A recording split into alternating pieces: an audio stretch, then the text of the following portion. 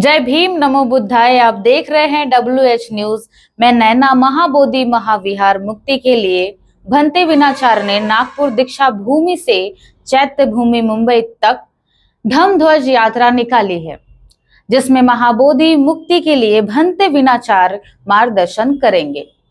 यात्रा आज आपके शहर में है। खबर को पूरा देखें, कहीं पर भी स्किप ना करें। देखते हैं आपके शहर का यात्रा का पूरा कवरेज। आपके मकान की छत टपक रही है, बारिश में हर बार यही परेशानी। अब और नहीं, आईबीएल एक्रेलिक केमिकल्स लेकर आया है छत टपकाव बंद करने का पक्का और असरदार सॉल्यूशन।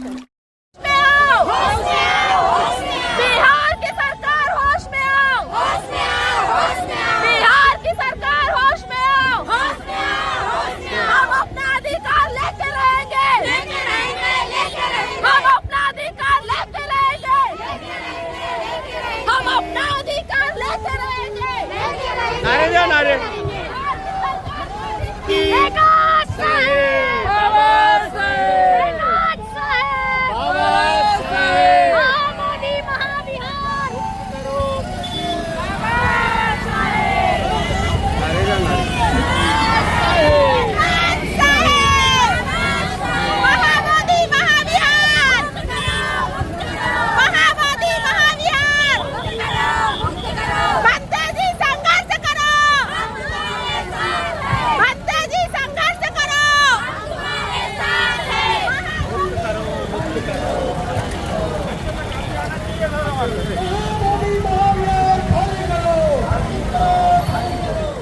हो गई है उसका।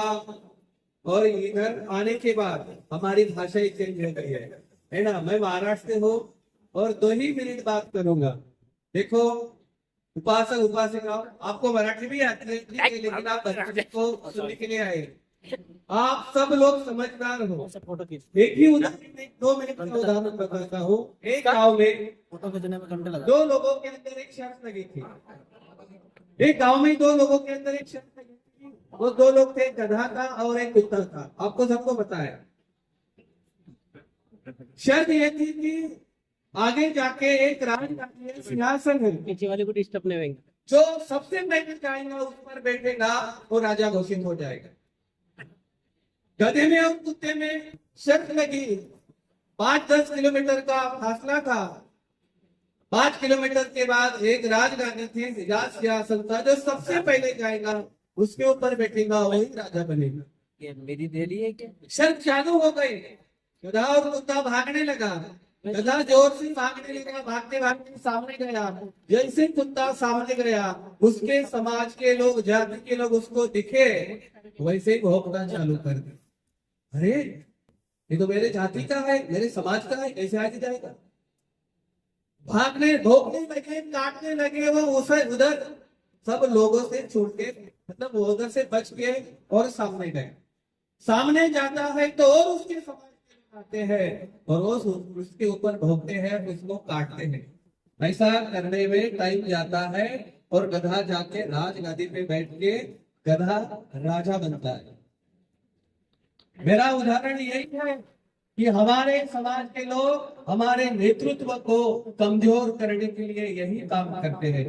कुत्ता किस लिए जाना जाता है? मालिक के लिए ईमानदार है, लेकिन जाति के नेतृत्व के लिए बेईमान।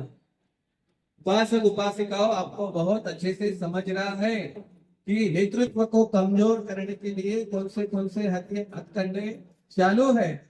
देखिए, एक बाबा साहब अम्बेडकर की विचारधारा को आगे बढ़ाना है तो बोलना सीखिए। जिसको बोलना नहीं आता वो कम से कम लिखना सीखिए। जिसको लिखना भी नहीं आता, जो संघर्ष कर रहा है, उसका साथ देना सीखिए। अगर आप लिख नहीं सकते, बात कर नहीं सकते, संघर्ष कर नहीं सकते, तो कम से कम उसका मनोबल ना गिराए, क्योंकि वो आपके हिस्से की भी संघर्ष की, जो संघर्ष कर आपके हिस्से की भी लड़ाई लड़ रहा है। देखिए, भंते विनाचार्य, उनका अभी गोंदिया से, देखिए आप अगर फोटो देखते हो, गोंदिया में सबसे ज्यादा बड़ी सभा हुई है।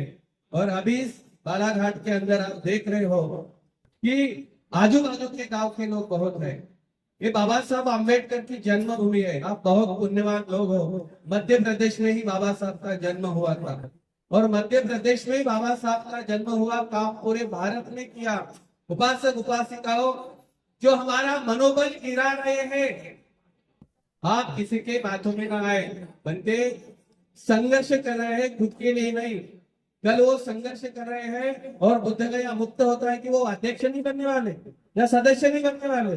कोई भी अध्यक्ष बने, कोई भी सदस्य बने, लेकिन हमारे समाज के हाथ में चाहिए, इसीलिए संघर्ष करें। यही पर मेरे विनाचार्य के महाबोधि मुक्ति धम्म ध्वज यात्रा का जगह जगह स्वागत हो रहा है। कल यात्रा आपके शहर में होगी तो सभी उपासक उपासिका यात्रा में शामिल होकर भंते विनाचार्य को सपोर्ट करें। हमारे चैनल को लाइक सब्सक्राइब करें, धम्म दान कर चैनल के हाथ मजबूत करें। जय भीम, नमो बुद्धाय।